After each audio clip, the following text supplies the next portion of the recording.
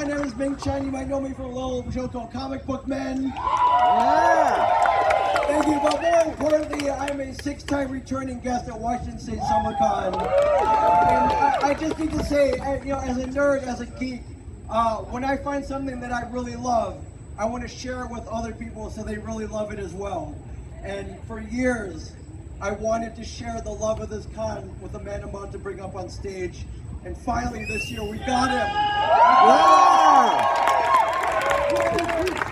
You know him as a man who's conquered the world of film. He's a hell of a podcaster. And just last week he somehow crossed over Jane Silent Bob with the Marvel Universe. And it's amazing. And more impressively though, this is a man who he nailed the pronunciation of the word Puyallup in the first try.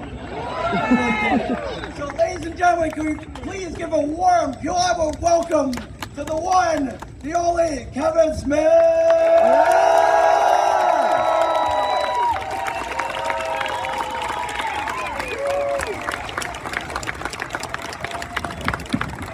Give it up for men, kids!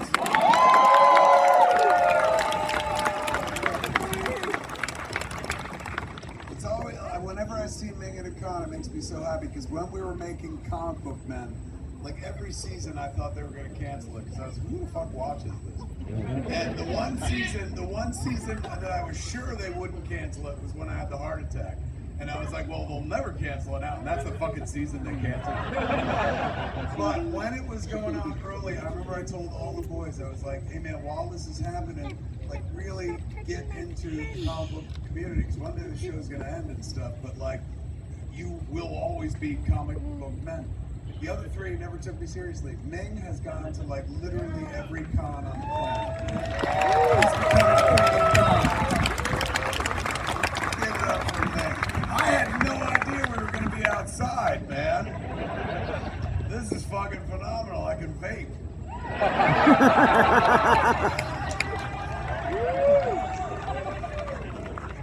Now, some of you might be out there going, wait a second, I saw a video he made where he said he used to smoke weed for 15 years and he's going to stop smoking weed for the next 15 years. You did see that video. I made it 1 year. And if I didn't fucking start when I did, I assure you, I would have when this administration took over. So I was ready for it, man. Like the rest of Gen X, as the world burned around us, I was like, oh well. Kids, absolute fucking delight to be here. Speaking of weed, I'm going to share a weed story with you. This happened a couple trips ago when I spent a lot of time on weekends going places and talking and stuff. Silent Bob speaking all the time, breaking character and shit. I was taking a trip out to, I think it was Portland. No, Jersey. No. It was a state where I was like, what the, oh, Michigan was nearby.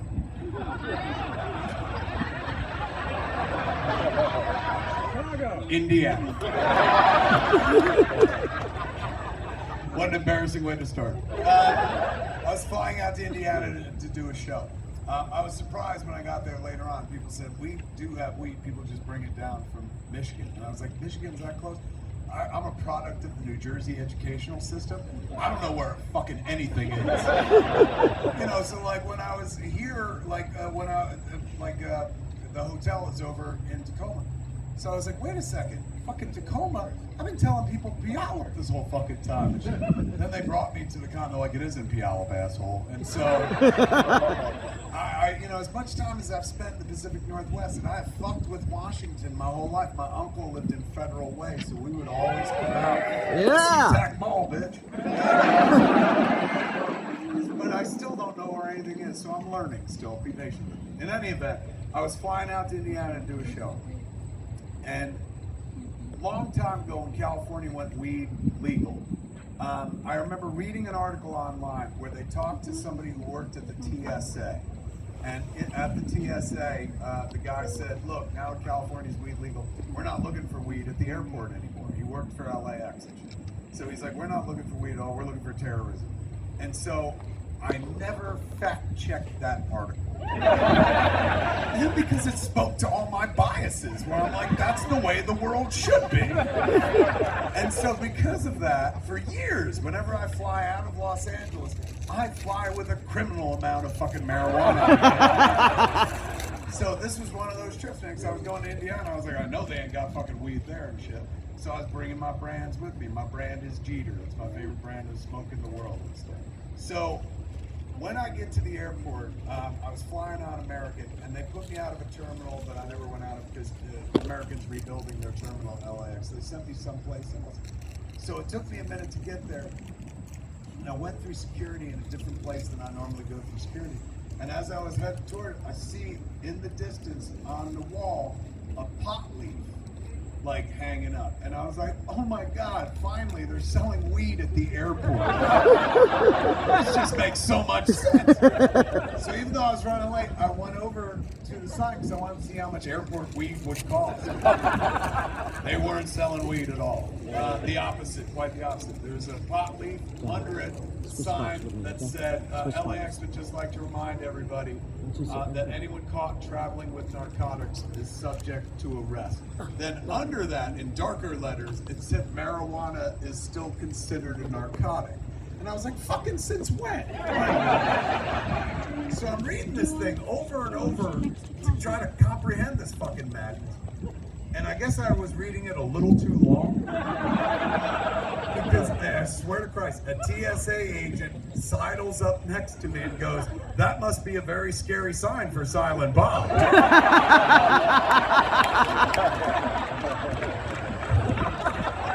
Now, normally I'm very excited to get recognized and shit.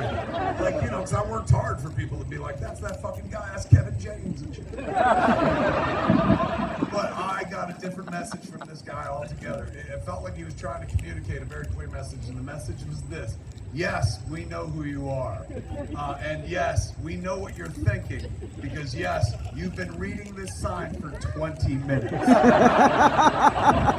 So yes, if you come through with weed, yes, we are gonna bust you. So instantly I ran out to the car, dumped all my fucking weed and shit in the car, put a blanket over it, and then walked back to the airport so fucking sad. And then flew and got to fucking Indiana and shit. And I felt bad for the people there because I was like, they're gonna get the worst show tonight. But then I found, I went into my bag to pull a cord to charge my phone. At the bottom of my bag, I found a joint, one hit out of it. And for the first time in my life, I was like, oh my God, I smuggled weed. But I was so fucking happy to find it, so thankful, because it powered 4 shows that weekend. I had to use it very sparingly. And how it got into my bag is a whole fucking different story. So I mentioned before, the weed I smoke is called Jeter. Wonderful brand of weed and stuff. They make a bunch of different strains. They're infused weed, and then they're caked in kefir and stuff.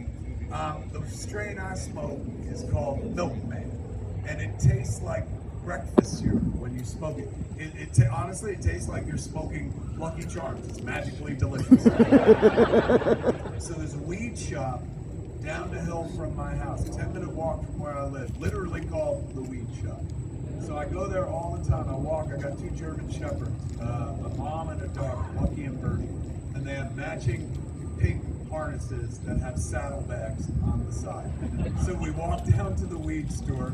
I buy a criminal amount of weed, pack their fucking saddlebags with it, and then we walk through Hollywood, one of the crime-riddenest places in America. Nobody fucks with us because they're German Shepherds, and they are carrying so much fucking product. They have no idea, man. They're doing me a total solid. So I go to the weed shop once a week. I went to the weed shop, not this Christmas, but like the Christmas last year, right before Christmas. And when I walked in, they were like, hey, you got a gift. And I was like, oh shit, are we supposed to, like, I didn't get you guys anything. Am I supposed to buy my bud tender a gift? And they said, we didn't get you anything either. Jeter gave you a gift. And so they gave me this fucking box. It was like, well, if this was the ground, the table, it went this high from here to the stage, this fucking wide, black. Whole thing solid black, looked like the opening of 2001. I said, what is it? And they said, open it. I said, how? And they showed me how to open it. It opened from the front like a jewel box, and inside, man, was like 3 layers packed with the weed that they make, man. So they had the jar of 5 dog walkers. That's what I generally smoke. The joints that are so small you can walk your dog while you're smoking. Then they had the 1 gram joints, like what you think of when you think of a joint. Then they had the 1.5 gram cannons, which will fucking blow your mind. The whole box was full of weed, all Milkman, all my strain, but they'd taken all the Milkman stickers off, and all the stickers had my face on them. So I was like, what the fuck is this? And fucking Sam at the weed shop goes, "You're Jeter's best customer." And I was like, "In the store?" And he goes, "Nationwide." I was like, "Oh my God, this is amazing." So I reached out to the kids at Jeter, man, and I was like, "Thank you for fucking all this weed. This is gonna last me a week." I said, "I can't thank you enough." They're like, "We want to do a collab with you." And I was like, "Fuck yeah," because that smelled like free weed. And so I said, "What's the collab?" They were like, "We want to do a thing for National Donut Day." And I was like, "What's that?" That's a holiday? And they said, "Yeah, and last year we dropped our donut joint for the first time." I said, "What is it?" They were like, "It's a joint that's filled with infused flour, caked in keef on the outside, but in the middle, they insert like a rosin noodle. So while you're smoking it, you get 3 times as fucked up. But if you're looking at it, it creates a little zero because of the rosin noodle inside. And that's, I guess, somebody was stoned and was like, looks like a donut." And they the donut joint. So when he explained it to me, I had a different picture in my head. I thought the joint was going to roll up like a party favor. And he goes, "We're not there yet." He goes, "But you're going to feel that way." So I said, "Great, man, how is the collab?" And he goes, "We want the strain inside the donut joint to be Jay and Silent Bob themed." And I was like, "Great, what do you want to call it?" And they're like, "We have a name for it. We want to call it Jay and Silent Bob's Blunt Man's Chronic." So I was like, "Oh, fucking A, do that." Jay was mad. He was like, "Call it Chronic's Blunt Man." I was like, "That makes no fucking sense. Plus it requires commas and shit. Fuck that, punctuation." So I said, "When's it come out?" They said, "Donut Day." I said, "How many are you making?" They said, "About 60,000. I said, "Holy shit, man, how long is that going to take to sell out?" And he goes, "Take a long time, probably a whole year." So when we did it last year, all the stores bought their supply, and then like slowly they ran out of it, and then people were hunting for the joints and stuff. So we're trying it the same way this time. We think it's good. And I said, "Man, fantastic. How much does that joint cost?" He was like, "That's a $60 joint." I was like, "What fucking, who the fuck's gonna buy it?" He goes, "It'll feed a small village." They did the joint drop on National Donut Day, sold out on day 1. So Jeter called and they were like, "We want to do a permanent strain with you." I said, "I want that more than anything else." And so, "You gonna do Blunt Man's Chronic?" They said, "No, we're saving that for Donut Day. We want to create a new strain with you." I said, "How do we do that?" He goes, "You come to the Jeter Mansion and we're going to have a tasting party." And I was like, "Is that as wonderful as it sounds?" He said, "You'll fucking see." So me and Jay and Jay's wife, Jordan, runs our company. We all went over to the Jeter Mansion in Beverly Hills. Now, I've been in the business over 30 years, so I've been to big houses in Beverly Hills and whatnot, but I've never been to the mansion of a couple of 30-year-old weed billionaires. It just hits different. It's like they watched Scarface. They were like, "Well, let's do all of this." So we showed up to this place, gigantic fucking gates. They opened up, huge compound inside, motherfuckers strapped with Uzis and shit, palm trees everywhere. They were like, "We're gonna meet poolside." I thought there was gonna be a tiger chained up out of the pool. So we go sit poolside, and the Jeter kids join us. There's 4 of them, and then 3 of us, me, Jay, and Jordan. And I said, "How do we do the tasting part?" They have a chef cooking by the pool. So I was like, "Oh shit, that's the tasting part." They're like, "That's for after the tasting part." I said, "What's the tasting part?" 2 people came out carrying this tray, almost like a stretcher. It was so big. And it was broken up into 3 sections. So the joints were laid out perfectly in each section, all the different sizes, with such precision. If you had OCD and looked at it, you'd come. It's fucking beautiful, man. So I said, "What's this?" And he goes, "These are the 3 different strains we've come up with. We used your favorite Milkman as the basis, but then we put 3 different flavor profiles on it. We want to go through them with you." I said, "Fantastic, let's smoke this shit." And he said, "Oh, we don't smoke first. First, we just do a dry hit." And I said, "What's that?" And he goes, "You take the joint and you don't light it, you just hit it like this." I said, what's the fucking point? Like, all of life is one terrible, long, dry hit, man. Like, let's get high and shit. So they gave us fucking lighters and shit. We lit, we hit, and then before I exhale, he goes, put it down. Everybody put your joints down. We all put our joints down. He goes, exhale. We all exhale. He goes, tell me the story of that hit. And I was like, you kids are adorable, man. The story of the hit? I said, well, I wasn't high before, and then I hit it, now I'm high. Yeah. He was like, good enough and shit. He's like, what does it taste like? I said, it tastes like chocolate. And he goes, that's right. We took Milkman, and we put a chocolate strain flavor on top of it, and we want to call it Movies Chocolate Milkshake. And I got so hard, man. I was like, my little cow's gonna have its own weed. This is so fucking wonderful. So I said, let's keep smoking. He goes, leave that one behind, man, the one we hit. We move on. I said, what do you mean we move on? He goes, we move on to the next size up. And I was like, it's a different strain? He goes, same strain. I was like, well, why are we moving up? What's the difference? And he goes, it's gonna be a longer journey from light to ingestion. And I was like, and he goes, different story altogether. So I was like, fair enough, let's do that. He goes, first we dry hit. I said, fuck that shit. And I started hitting it and hit it and shit like that. And he goes, tell me that story. And I was like, well, it took a little longer to get to me, but fucking same happy ending and shit.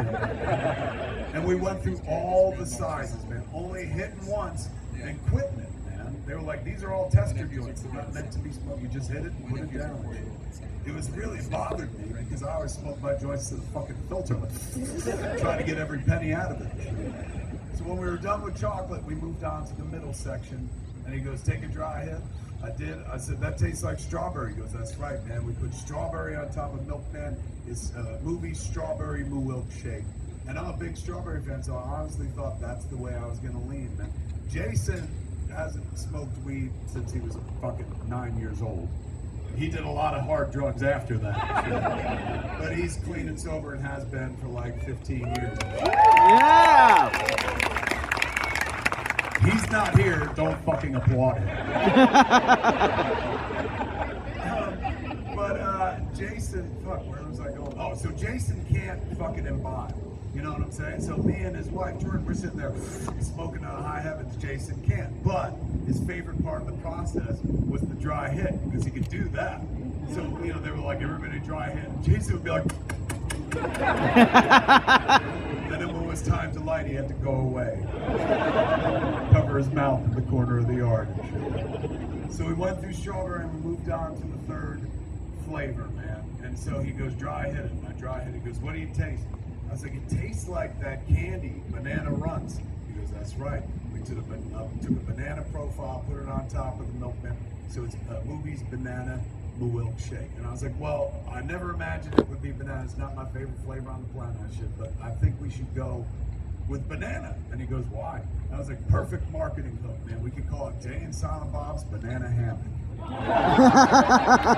And they were like, fucking genius, man. We're doing that. So we settled on the fucking strain. The tasting party was over and shit. They were like, let's go eat, because they had a chef cooking poolside. So everyone gets up and goes to eat. And I was like, wait, whoa. What's going to happen to all these fucking joints we just took one hit of? They're like, we're going to throw them out. And I was like, the fuck you are? I put them all into a hefty bag, man. And for the next 4 months, that's what I was smoking. All these joints that all these people took one hit off of and shit. I got 4 cold sores. It was fucking worth it because the weed was free and shit. So it finally came out, man.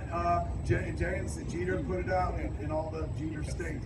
Jay and Silent Bob's Banana Hammock. So this is the vape version, and it's got our faces on it.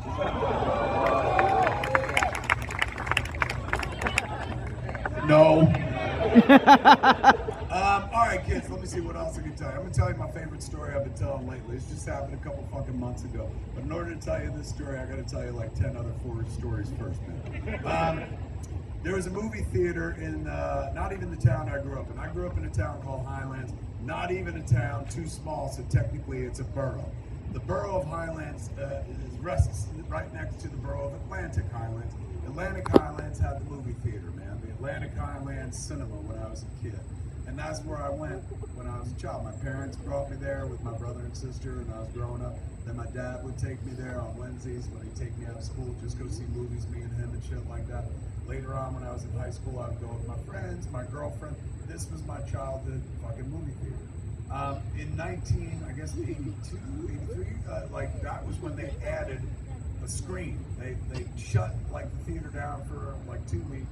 And they took a bunch of seats out, built a hallway, and it led to a second theater, man, which was like all the rage. You gotta remember, it was 1982, 1983. We barely had cable TV, let alone the fucking internet.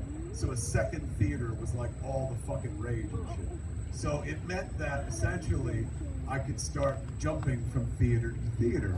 Theater hopping, we used to call it back in the day. You pay for one movie, and then you sneak into the other movie as well.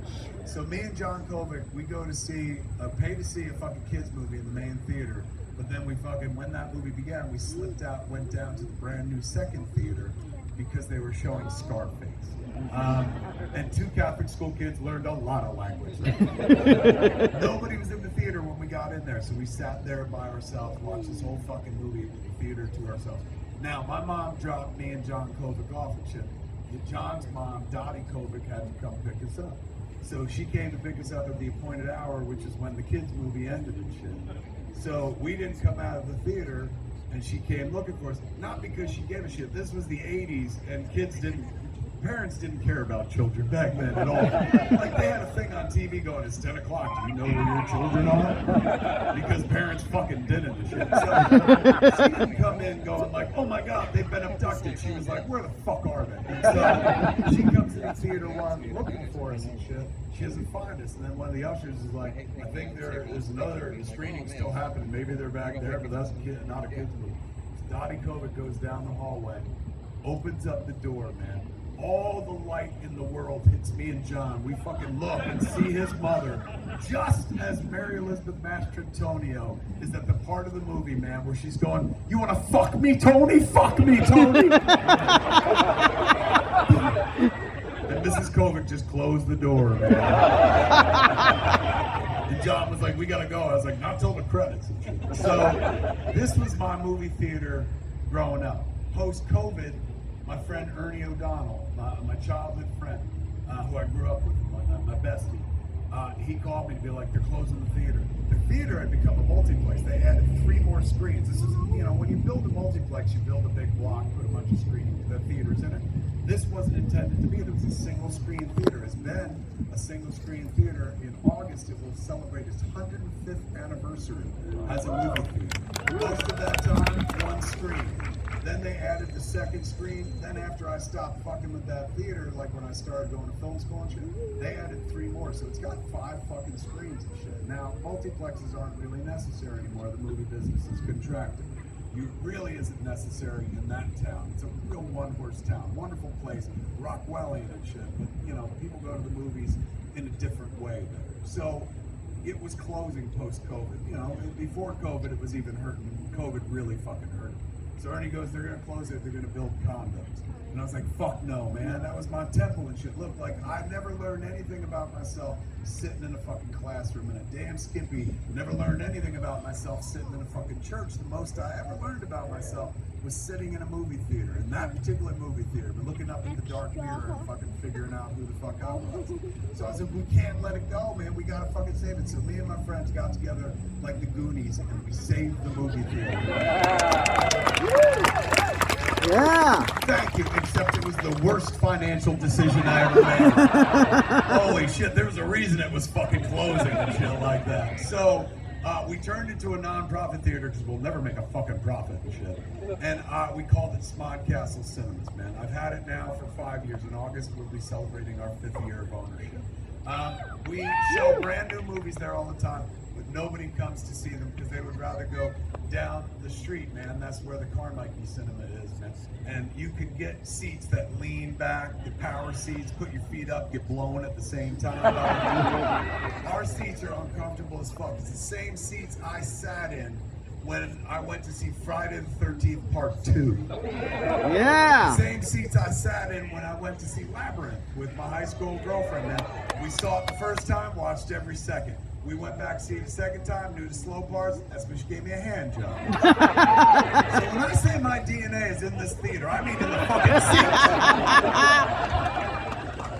seats. So We can't get people to come see new movies there. Like when fucking Avatar 2 opened, broke records everywhere. Opening Friday night, we sold 12 tickets.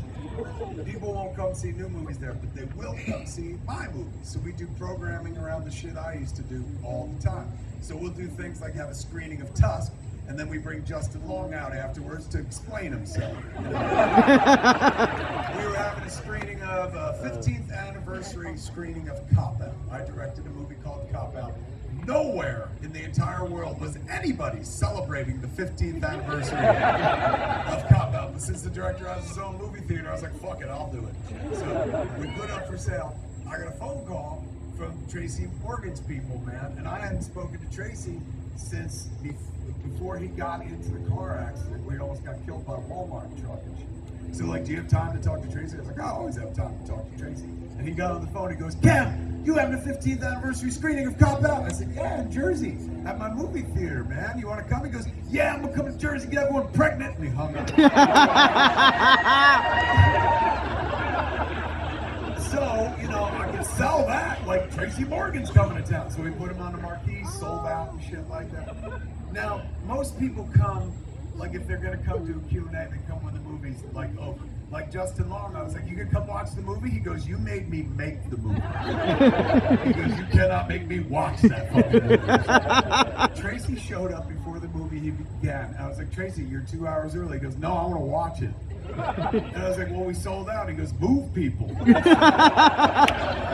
he brought family with him, so he had to displace 6 people and shit to sit in the aisles and whatnot. And Tracy sat dead center in the middle of the fucking audience, laughed the loudest. The whole movie, he was like Robert De Niro in Cape Fear. He's like, ah! It was fucking adorable. So afterwards, man, he got up, did a Q&A. And you'd imagine he's a comic and he's always got like fucking pockets full of material. So he could have got up, just did 20 minutes and moved on with the day. Instead, he got up, sat down on stage and held court with the audience, got real with them, didn't tell jokes, talked about the experience of fucking leading a motion picture for the first time in his life and what it meant to him and stuff like that. Real special. So I'm sure the audience was like, well, I wish he'd be funny. But they got the heart filled, Tracy. So, you know, at the end, I said, say goodnight, Tracy, gotta go, man. And so I'm walking Tracy out to his car. I said, Tracy, I can't thank you enough for coming. Because you came, we sold out, man. We made 16 grand. So as far as I'm concerned, 8 grand of that is yours, man. You want cash or a check? And Tracy goes, Kev, you keep that money for your movie theater. I got Walmart money now. And no bullshit, he got into a gold-plated Rolls Royce. Drove away. I was like, he should own a fucking movie theater. So how we keep the lights on is by doing fun programming all the time and whatnot. And you know, I can't take credit. I go there once a month, sometimes twice a month, to do shows and whatnot. But the person who keeps things going is the aforementioned Ernie O'Donnell. We call him Spot Castle Keeper Ernie O'Donnell. Been my friend since childhood. My first friend who loved movies as much as I did. He got left back in 5th grade. I can say that because he's not here. It's a very sensitive subject. But because he got left back, that's how we fucking met. And he was the only person other than me who knew a lot about fucking movies and shit. So we became friends. Like most people we knew loved sports back then. We loved fucking movies, particularly the Blues Brothers. Massive Blues Brothers fans. I don't get to Jay and Silent Bob without Jake and Elwood and stuff. So him and I, there's a picture of us age 10, dressed up like the Blues Brothers with the hats and everything and stuff. Yes, absolutely. He saw the movie, he knows. So it's been a childhood favorite of mine. When I started making my own movies and whatnot, you know, I stopped worshiping other people's shit and started worshiping my own shit. Ernie stayed deep into the Blues Brothers, man. Still his favorite movie of all time. Have you ever gone to like a lawn art sale and seen like figurines this high cut out of wood of Jake and Elwood dancing and they're like, who the fuck would buy Ernie? Ernie has them on either side of his TV with a framed Blues Brothers poster over the TV that Dan Aykroyd signed and shit like that. So he remains a hardcore fan. Now, as much as Ernie loves fucking Hollywood movies and shit, he's such a star fucker and whatnot, he hates California, he hates Los Angeles. So I've been living out in Los Angeles for like 2 decades and plus. And I'm always asking Ernie to come out, like we have premieres out there and shit. I'm like, Ernie, fucking jump on the plane coming out. He goes, fuck that. The place is so fucking fake and plastic and shit. I keep it real in Jersey and shit. The only thing he hates more than New York is fucking California and shit. He never wants to leave New Jersey. He fucking believes in the state of New Jersey. Ernie is the physical embodiment, the human embodiment, if you will, of the motto on the New Jersey state flag, which reads very simply, you think you're better than me? So my man will never fucking come visit. Anytime I ask him to come visit, he's like, nope, ain't gonna fucking do it and shit. I figured out a way to get him to come out to see me. There's a kid who cast me as the voice in a movie. My friend Michael Mankiewicz, beautiful fucking kid. He's making a cartoon movie, R-rated, 2D animation. And he goes, I want you to be one of the lead voices. I was like, why? I can't act. He goes, that's why. He's going, I listen to your podcast. You made me want to make a movie. I'm making a movie and shit like that. So I was like, thank you, man. Who am I starring opposite? He goes, Dan Aykroyd. So I was like, are you shitting me? So I recorded all my dialogue for the movie and whatnot, and Dan did his someplace else. Kim Basinger's in the movie. I fucking recorded with her a little bit and shit. But one day, Michael calls me up. He goes, Dan is going to Los Angeles to do some pickups for the movie. So you're in town, man. Why don't you roll up and I'll shoot some behind the scene footage of you two together. And I said, holy shit, can I bring somebody? And he goes, yeah, I guess. I was like, done and done, then I'll see you there. So I called up Ernie, man. And I was like, Ern, I know the answer is no, but I need you to come out to Los Angeles for 2 days. What are you doing for the next 2 fucking days? He goes, running your stupid fucking movie theater. I was like, this was your idea, bitch. I said, just take 2 days fucking off. He goes, I can't, I gotta do work here. I said, all right, well, let me just tell you. I said, I got hired to do a voice in a cartoon movie, and the guy that I'm doing the voice with is Dan Aykroyd, man. So I'm begging you, just fine. I know you hate California. Get on a fucking plane and come out, because I know you've seen Dan Aykroyd in concert, from afar. I know you've had him sign a poster outside, like fucking The Tonight Show or something. But this is a chance to be in a room with your hero and have a conversation with him, pick his fucking brain and shit like that. So I know what you want to say. I said, but please, man, just fucking think about it. This one time. Think about coming to LA. What do you say? Ernie goes, I'm sorry, I was buying a ticket. He finally came out to Los Angeles, man. So I picked him up at LAX and shit. And I was like, what do you want to do, man? We don't have Dan Aykroyd till tomorrow. I said, so we can do anything you want tonight. I said, we can go to that fucking place, Lahane Bakery, this bakery that makes this weird ass cookie they do like in New York. We have one in Los Angeles and shit. So I was like, you can come get that cookie that you fucking like. He goes, no, there's a place I want to go, man. I read about it and I saw a video when I was coming down here. He goes, take me to Trejo's Donuts. Now, for those that don't know, Danny Trejo, the great actor who ever since 1988 has been in every single movie ever made. Hell yeah!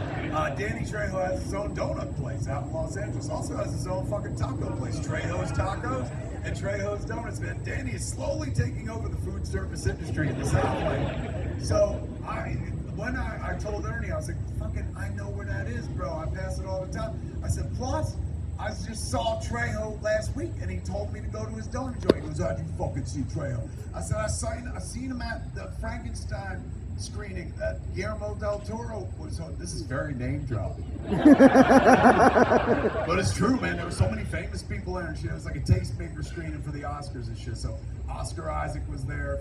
Fucking the tall fucker who played Frankenstein was there and shit. He was in Saltburn, so I knew him from his dick and shit. He was tall. I was like standing eye to dick. I was like, I knew you looked familiar.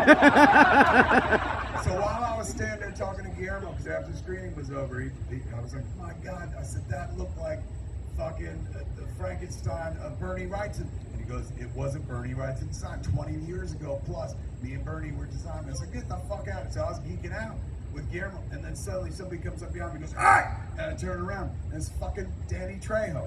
Now, I know Danny Trejo, but I only know him through Jay. Jay worked with him on a movie years ago, so they're the connection and shit. I'm just the friend of fucking Jay. And he's an absolutely lovely human being and shit. You know, he's a dude who helped Jay at a time when Jay needed it. Jay historically had problems with addiction and whatnot. Every time he fell off the wagon, the only thing we would do is bring him to a rehab and dump him in there and be like, you fucking deal with it. Danny had addiction problems, been clean for like a century and shit. So he knows how to handle this stuff. And when he met Jason he took him under his wing. Like anybody who meets Jason, they fall in love with him and shit. And Jason fell off the wagon on Danny's watch when they were friends. So Danny did something none of us ever fucking did before, man. Danny took Jay back to his house, put him into a room, and he goes, "You stay there and get sober, I'm gonna fucking kill you." And it fucking worked. So they've been tight. So I know Danny through Jay chiefly and shit like that. So he's like, "Oh," and I was like, "Oh fuck, Trejo, man." I said, "Look at you, what are you doing here?" And he goes, "Where's your better half?" And he meant Jay. And I was like, "You think that motherfucker? He's got 2 kids. He's fucking asleep by 6 o'clock at night. He ain't fucking grown up like us, going to a late night screening." And fucking Danny goes, "We don't need him anyway. Tonight it's Machete and Silent Bob." So I was like, done and done. I paid tickets to see that movie. And he goes, "Have you had my donuts?" And I go, "No." I said, "I pass it all the time. I ain't had your donuts. I had your tacos. They're amazing."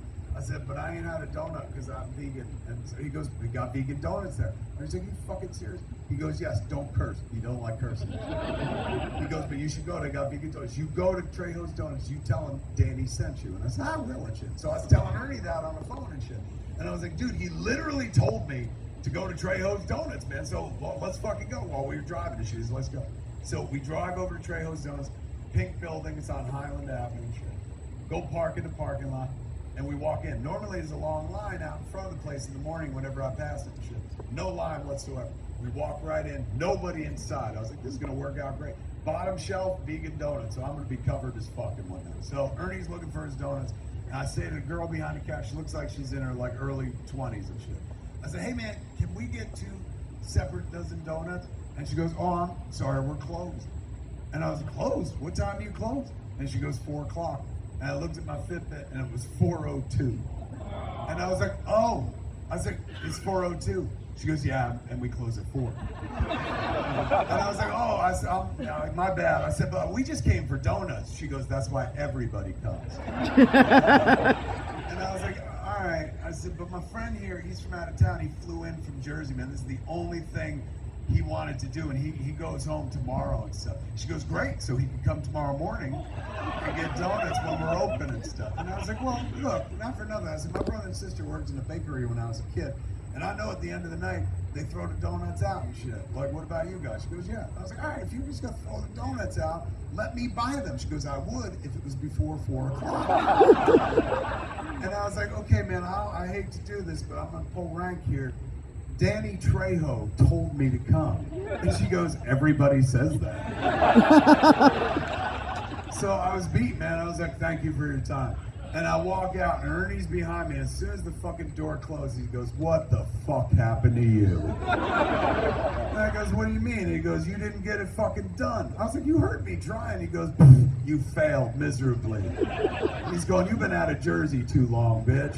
He goes, "You know who'd have got that done? Jay." And I was like, "Why do you say that?" He goes, "You said he was friends with Trejo." I was like, "Why do you think that would fucking help, man? Do you think Danny Trejo actually ever comes to Trejo's Donuts and shit? It's just his name on the fucking store." And then he goes, "Bullshit, man. Call Jay. He'll hook us up." And I was like, "I don't think that's gonna work, and I'm not gonna call him, but I will fucking text him." So I texted Jay, and I said, "Hey man, we're outside fucking Trejo's Donuts, and Ernie's here from out of town and shit. We wanted donuts, they just closed, and he thinks you could fucking do something. Can you do something?" And I hit fucking send and shit. And instantly it says red, like meaning he saw it. And instantly the phone starts ringing, and it's Jason Mewes. And Jason Mewes is nothing if not a vigilante at heart. So I answer the phone, and I go, "What's up?" And he goes, "Kev, who's bothering you right now?" I said, "Nobody's fucking bothering me. I told you we tried to get donuts, we couldn't get donuts, and Ernie thinks you can get something done." And he goes, "I can get something done. Don't fucking move." And he hung up on me. And Ernie goes, "What do we do?" I was like, "He told us to stay here." Stay here. Then the phone rang again. It was Jay. And I asked the phone. I was like, "We'll put him on speaker so Ernie can hear." I said, "What's up, man?" And he goes, "Kev, I got Danny Trejo on the line." Danny Trejo goes, "Kev, who's bothering you right now?" I said, "Danny, this is embarrassing." I said, "I can't believe Jay called you." "Nobody is bothering me." I said, "I came to get donuts, but it was 4:02, the place closes at 4 and stuff like that. And my friend Ernie, he's from out of town. This is the only place he wanted to go and shit. So, you know, for some reason, he thought Jay might be able to get something done. And fucking Danny Trejo goes, let me tell you, we're going to get you those donuts because Edgar needs those donuts. Ernie, who is not named Edgar at all, is such a star fucker that when he heard that, he looks at me and he goes, I'm Edgar.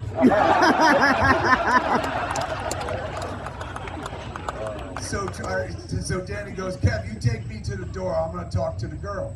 And I go, oh, Danny, don't do that. I said, this is embarrassing, man. I said, do not yell at anybody. I ain't going to yell at anybody. He's like, you take me to the door right now. She put me on speakerphone. I said, you are on speakerphone. So I take him to the door, and I knock it on the window.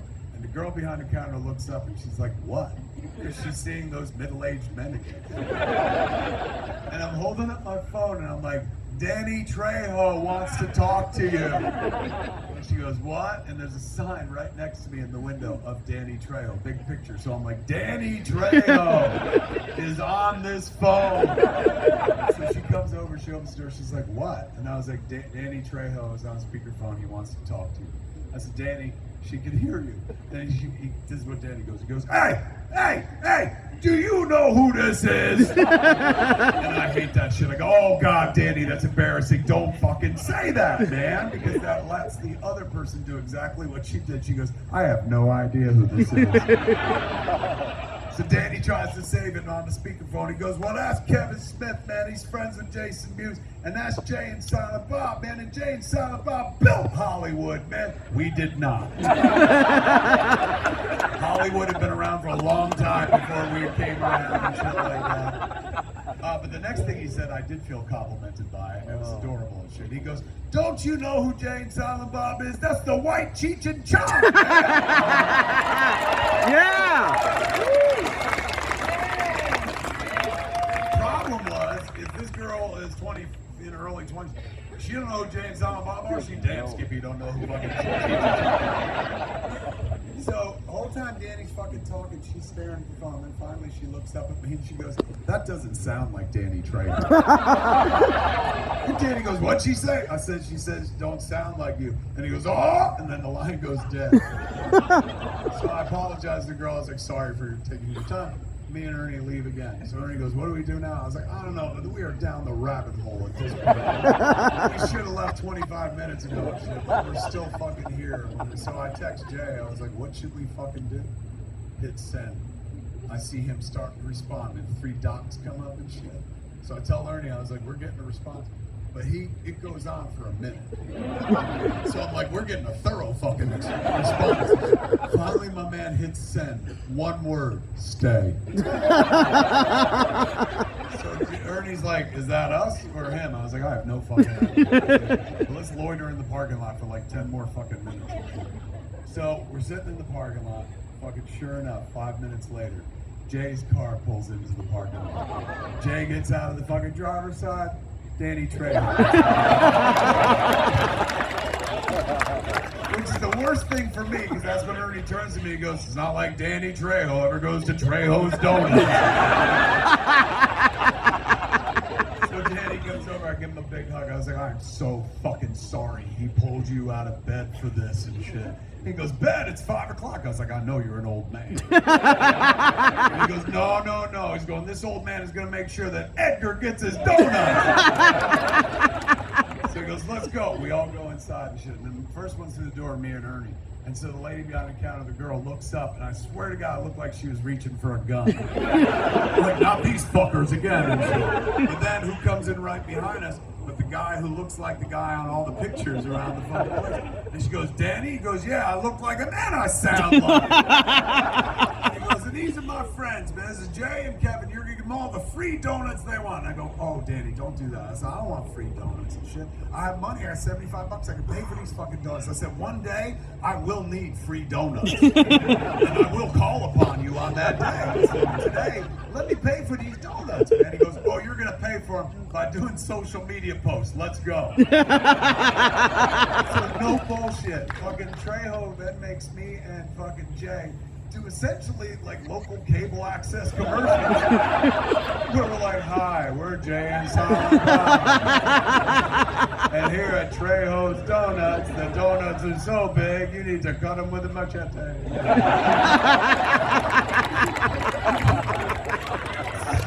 So we did that shit for 20 minutes, man. And then Jay and fucking Danny are kicking back by the counter and bullshit and shit. So that gives me and Ernie a chance to finally pick out our donuts. So that's when it gives me a moment to talk to the girl behind the counter. I said, look, I don't care what he said, man. He's busy. He can't hear us right now. You charge me for these donuts. I don't want no free donuts. She goes, you heard him yell at me. She goes, I ain't getting yelled at again. No, these donuts are free. And I said, well, then you're getting this as a tip. I put it in the tip jar. She goes, well, now I know who you are. So we fucking leave, man. I give fucking Trejo a hug. He fucking hugs Ernie. He's like, Edgar, forever. And then Jay, get in the car, take the fuck off, man. So me and Ernie get in my car and shit. And you know, it wasn't the intent, but I think both of us had gone on such a large journey to get these fucking donuts that we both decided to eat one right in the car, man. So just a fucking summing up victory and shit. And it led to one of the most adorable moments I've ever shared with a man that I've known since I was fucking 10 years old. Hardest of hard asses from New Jersey. We're sitting there eating our donuts in silence, and after beat her, and he goes, fucking love Hollywood. All right, kids, that's enough of me talking. Let's find out what you want to know, man. It's Q&A style. Throw your hands in the air, wave them like you just don't care. I see one right there. We'll start with you. Go! What's your name, Captain? What is it? Doug. Everyone give it up for Doug. Doug's going to lead us. Fire away, Doug. What can I do you for?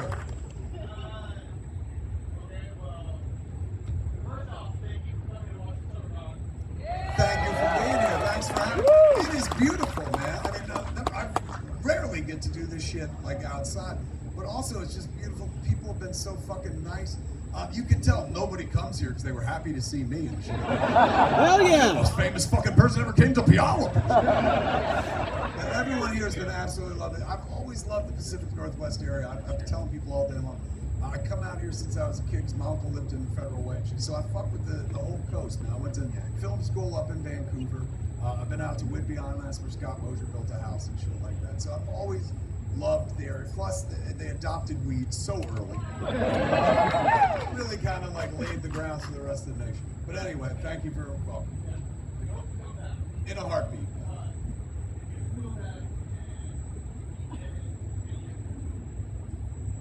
What a great question. The question was, if I could go back and re-edit any of my movies, which would it be? I would pick Mallrats, not because I would change anything. We tried that with the one, you know, we did the 15th anniversary cut of the movie, the Mallrats long cut, terrible. But that's the only movie of mine that I didn't edit. I edited every flick except for that one. Universal wouldn't let us edit it. They hired editor Paul Dixon, who did a wonderful job. But just for the sake of, like, you know, closure or like perfectionism, I would go back just to edit that, just to say, oh, I edited all of them. Because I always have to leave out the one and shit. There's an asterisk next to my editing career. But I love editing, more so than directing. I don't really consider myself a director, and that's fine, neither does the internet. But I consider myself an editor who happens to direct his own material. So editing means the world to me, especially since, what was it, when I couldn't, we cut Clerks on a Steenbeck, a 6-plate Steenbeck, because we cut film. Mallrats was also cut the same way, but he also used like a moviola. But then the next flick we made was Chasing Amy, and that's when we went digital. So Avid existed back then. That was like one of the first digital formats after the edit drug. And so we cut Chasing Amy on it. And I didn't learn it, Scott learned it first. But watching somebody digitally edit is like watching somebody play a video game. Where you're just like, you should do this, just give me your controller. And then you know. So that's how I learned to digitally edit. And honestly, I feel the movies got better because I learned how to digitally edit. When you cut film back in the day, you literally cut film and then you throw out what you didn't use and tape it together on a guillotine and shit like that. And then you'd watch it and maybe you wanted like, oh, I need like 10 more frames. Then you'd have to go find that fucking film you threw out, go through all the discards, looking for it, tape it in there and shit. And the thought of it would make you go like, I ain't gonna fucking try it. So that's why Clerks looks the way it looks. Like the thought of like working on it was anathema to me and shit. With Chasing Amy, since I could edit so fast and it was digital, you could put together something, if you didn't like it, blow it apart in fucking 5 seconds. You'd be back to work and you didn't have to go digging for anything. It was so much easier. So because of that, I took more chances with material and whatnot. Dogma. So being a digital editor made me a better filmmaker. I don't know if it's made me a better director, but it certainly made me a better editor. It's a great question. Nobody's ever asked me that. Thank you, man. All right, where are we going next? I see you in the back with that hand and the camera. Yes, you. Yeah, I want to know if you're going to working on Dogma 2. Am I going to be working on Dogma 2? I wrote the first 25 pages, but then there's a book that I have owed for 3 years to Simon & Schuster. And finally, they were like, if you don't write it this year, we're canceling the book. And I was like, fuck. So I put Dogma to the side to concentrate on the book. I just delivered the book last week. So guess what I'm doing? Good job! Guess what I'm doing going forward? That's the new project, is I'm going back into Dogma 2. And I've had a blast fucking writing it. It's not a straight sequel, so it's not like, fucking Bartleby, Loki, they're all back and shit. But everyone who wants to come back will be able to come back, who can come back. There's some cats, unfortunately, won't be able to make the trip again, like George and like Alan. But anyone else who's still alive, who was in the first one, there's a place for them at the table. But it's very much its own movie. It's a good companion piece, not a direct sequel, but a pretty good companion piece so far, at least as I see it in the head. And that's where writing happens. This shit, like when you're sitting at a keyboard, that's just muscle memory. By the time you sit down and do this, you've gone through a gazillion ideas in your head. This is where all writing is done. And writing is done in the weirdest places, fucking driving around, that's where a lot of writing's done. Flying places, taking a shit, like by the time you hit those keys, that's just you remembering what you wanted to write. So I've been thinking this whole time of where the story is going to go. It's all shaped. I can't wait to dive back into it. So long story short, yes, 2027 is next year. That's when I hope to be shooting it by the end of the year. So I'm hoping out by 2028. Fingers crossed. Thank you! And interestingly enough, like we've been trying to make this movie Store Wars. The next Jay and Silent Bob movie is called Store Wars. We're $500,000 short. Does anybody have any money? No. Yeah. Just thought I'd ask.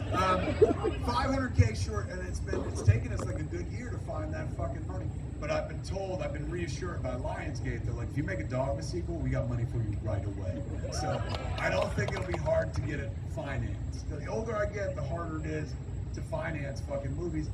Not because they're like, ew, you make Kevin Smith movies. They generally can make their money back, thanks to the audience, man. My whole career has had longevity. I've been doing this shit for 33 years now. Solely because of you guys. Because anytime I go into a place, they want to say no. I'm fucking old and I've been doing it for over 30 years. But what always makes them say yes or reconsider is they go, he does have that audience. It's going in with you guys and a long tail behind me that makes them go, all right, we'll take one more chance on this fucking film. So I appreciate you, man. The fact that y'all exist means that I continue to get to do the work. But when it comes to Dogma, I don't need any of you. But it's coming, kids. It's coming. So is Christmas, but it's coming. It's breathing hard, so it's coming. You the question? Is this pointing for you? Damn, what's your name, Captain? Garrett. Garrett? Give it up for Garrett. He's next. Fire away, Garrett. Okay, update on Dogma 2. Sorry, no, Mallrats 2. I was like, did you have a stroke, Garrett? Sadly, no update on Mallrats 2. Here's the update. It's always the same. Universal has no interest in making a Mallrats sequel.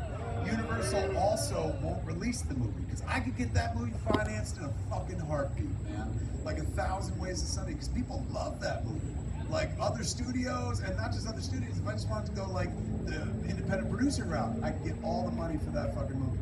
Universal won't let it go. They're a catalog house, and they've never let one of their titles go. So sadly, that means the only path to making it is if Universal makes it.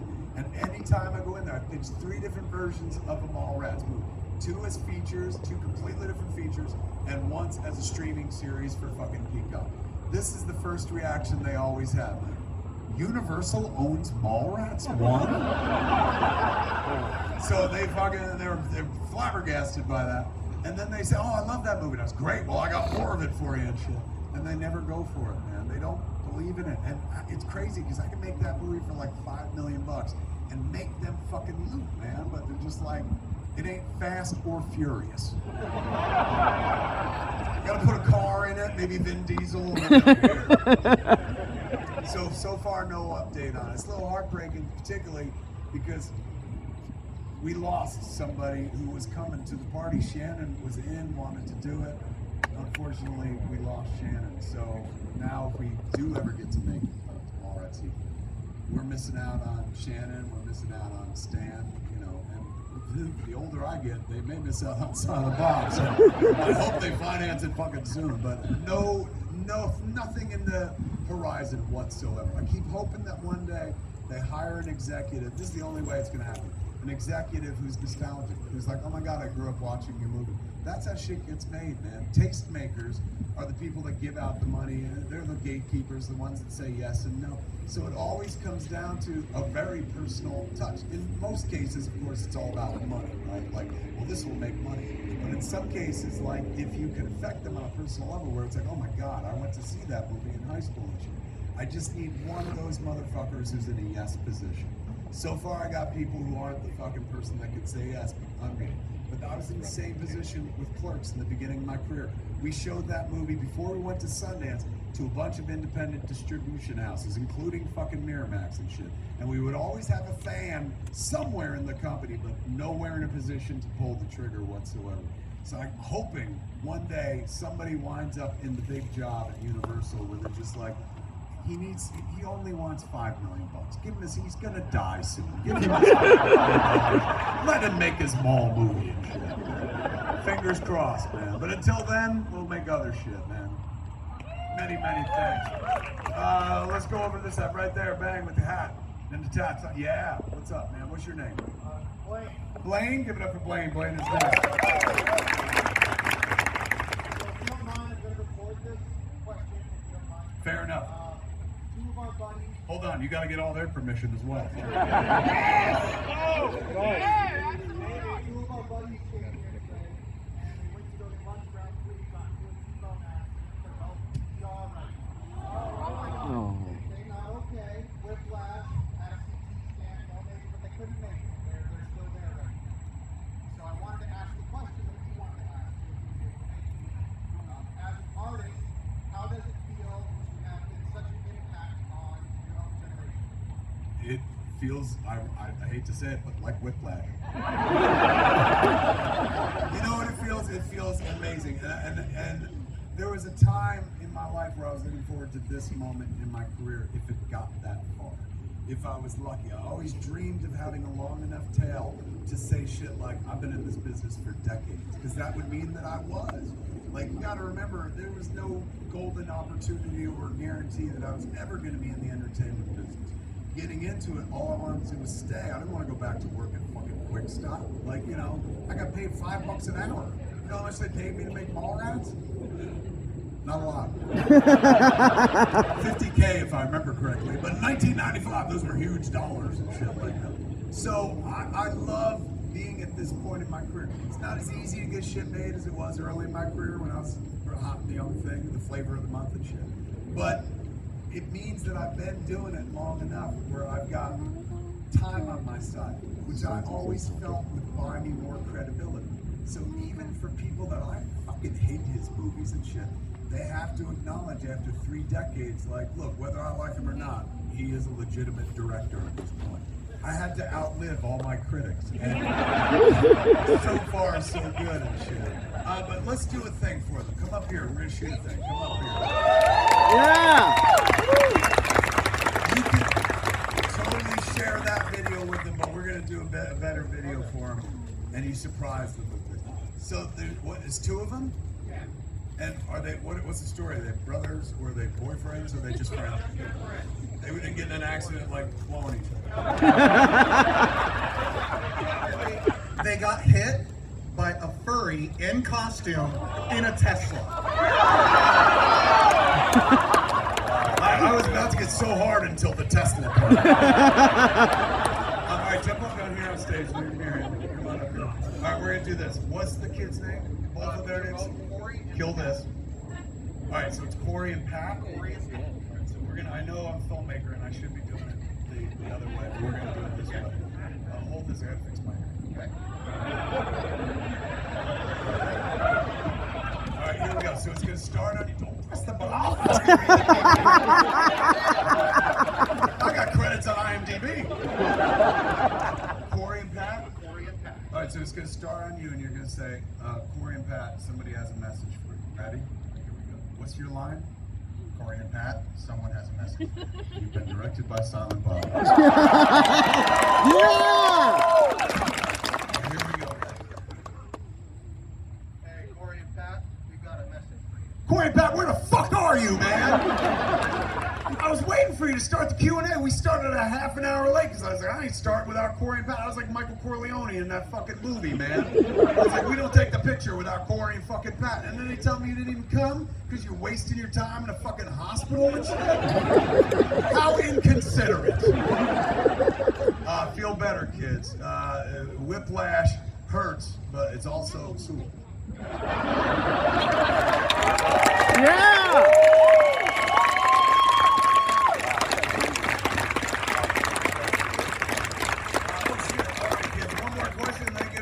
I see your hand pointing to the. All right, so we'll go there, but I heard somebody shrieking over here. That was you? All right, so we go there, we go there. Go. What's your name? Give it up for Amy. Yeah!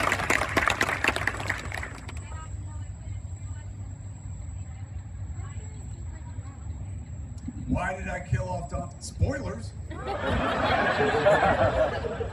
Why did I kill off Dante in Clerks 3? Here's the honest answer. I'll give you the genuine answer, and then I'll give you the fun answer.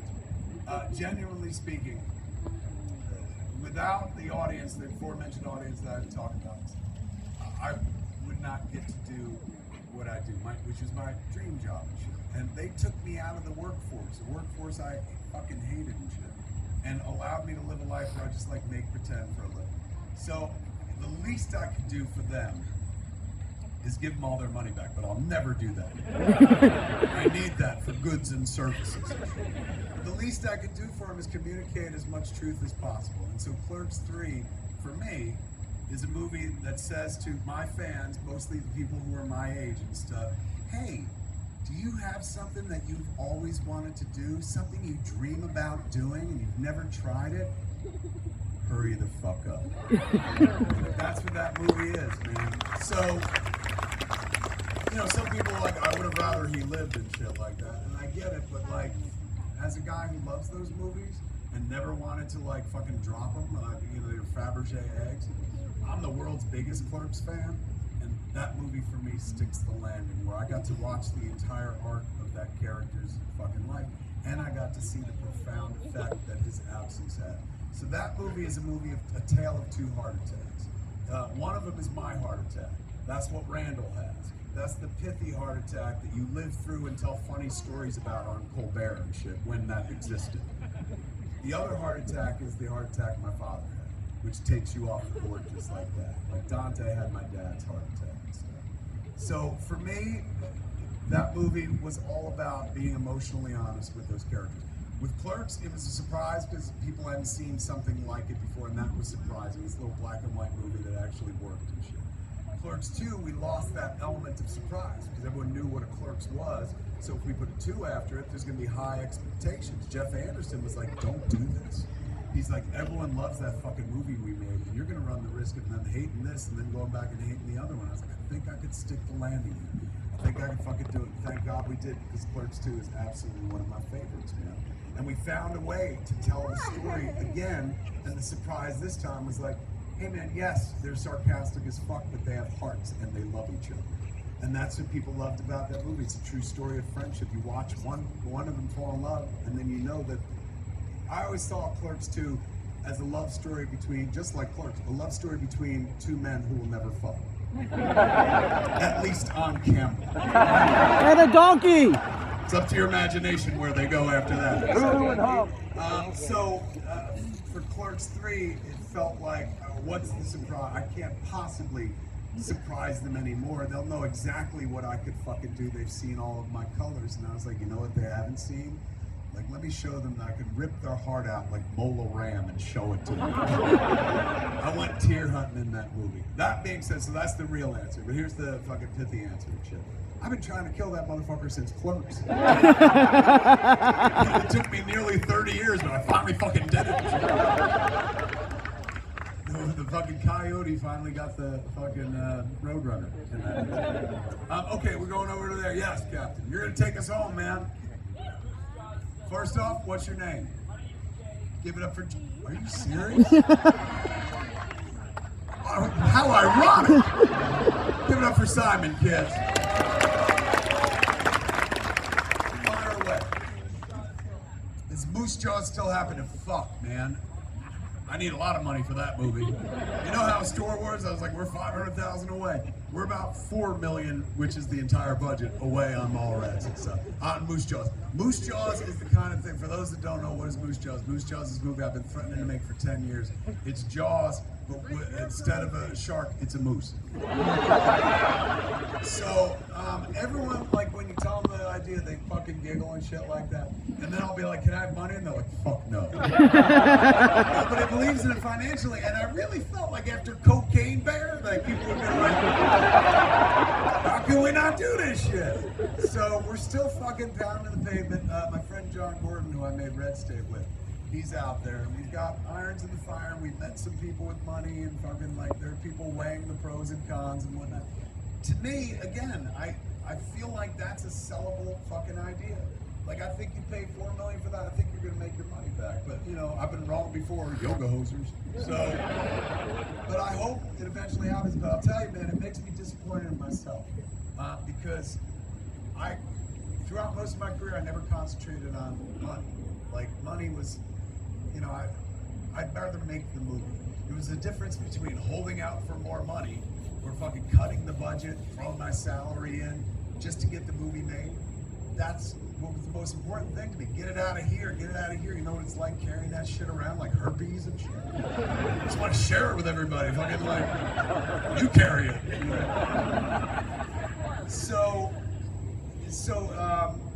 for me, like fucking finding the loot for Moose Jaws has been like an uphill battle.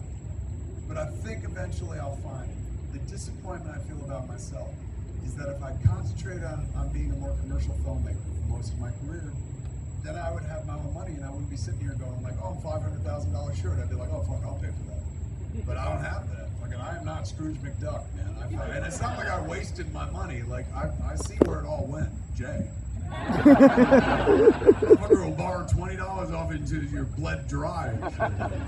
But I do regret that, like, earlier in my career, I wasn't more interested in being commercial, because then maybe I'd have a stockpile of cash and I could pay for my own art at this point.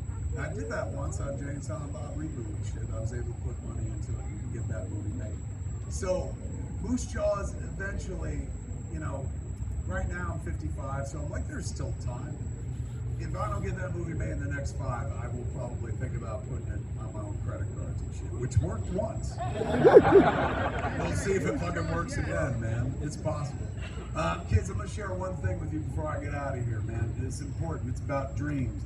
Very important, particularly people of my age, to hold on to your dreams. Everyone thinks of dreaming as the domain of kids and young people, and absolutely, but fucking dreams, you don't let go of, no matter how fucking old you are, man. They fuel us, and particularly in weird times when the world doesn't seem like the world we grew up in and shit like that. It's important to dream about fucking getting to a place where you feel more comfortable, you feel better about the fucking world, man. They fuel fantasy. My whole fucking job is taking dreams and making them reality. I wish that I could make powerful dreams reality. Like, I dream of curing cancer. I don't. I dream of, like, what would Jay and Silent Bob do next? And that I can make come true and shit like that. But when I was a kid, couldn't make my fucking dreams come true. I mentioned I grew up in Highlands, a little borough and shit. My biggest dream when I was a kid, it's a little embarrassing, but I'll share it with you. My biggest dream was, I wish that they would open in town a 24-hour convenience store. We had one that closed at 10 o'clock at night, man, which like never bothered me until I went to a movie in the city with my cousins. Went to a midnight show, and we got out. It's 2 in the morning. Like, let's go get sodas. And I was like, where? And they took me to a bodega that was open all night. And I was like, why can't we have this kind of civilized culture in Jersey and shit?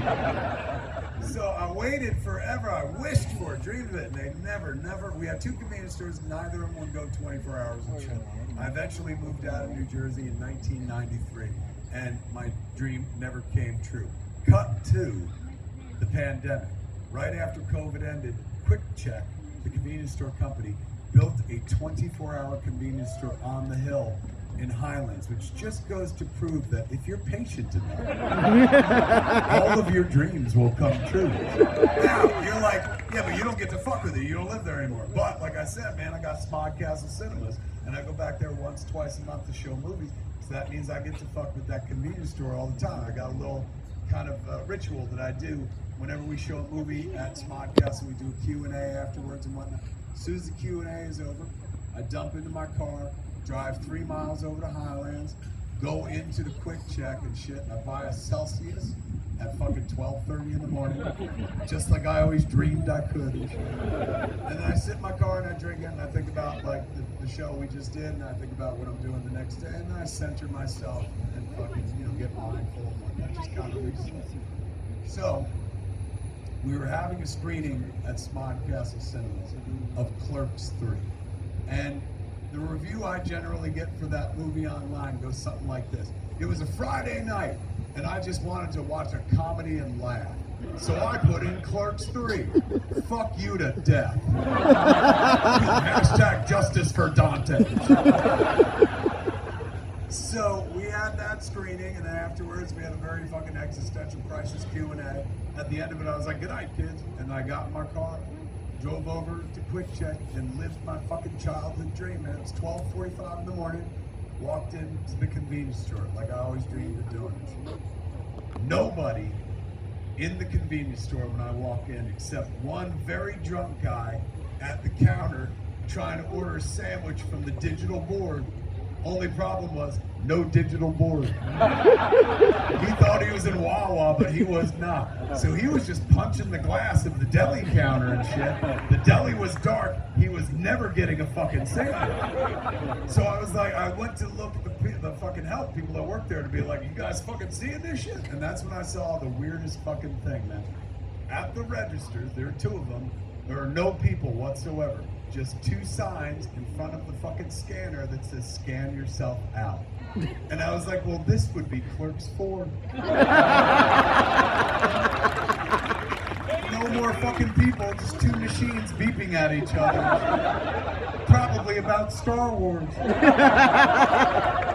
I went and got my Celsius and shit, and I was walking back. I was actually looking forward to checking myself out. Been a long time since I was a fucking clerk and shit. So I was ready to put the old smock back on. So I get up there, I got my fucking Celsius, scan it, boop, doesn't go through. And I was like, all right, I went too fast, I'm too slow. So I go super slow, boop, doesn't go through. And I was like, all right, it's condensation on a can, that's what it is, it's wet. So I dry that shit off, go slow, boop, doesn't go through. Now I'm getting frustrated, and I notice that the scanner has a scale built into it for fruits and vegetables. So I put my fucking Celsius on it, and I enter the price as if per pound. And the machine goes, boop. And I was like, I'm fucking with you, buddy. I'm frustrated too, man. Like, I don't know, it ain't working for me. I want the Celsius. If it don't fucking work this time, I'm gonna steal this shit. So I do it one more time, man. Scan it. Boop. Doesn't go through. Before I could fucking curse. Drunkest voice I've ever heard, man. Drunkest, Jerseyest accent I've ever heard. The drunk guy behind me fucking says this. I bet you're sorry you killed Dante now, motherfucker. Ladies and gentlemen, proud you having a good time this evening. It means the absolute world that you came out to see me. I'll see you kids next year. I love you all. Good night.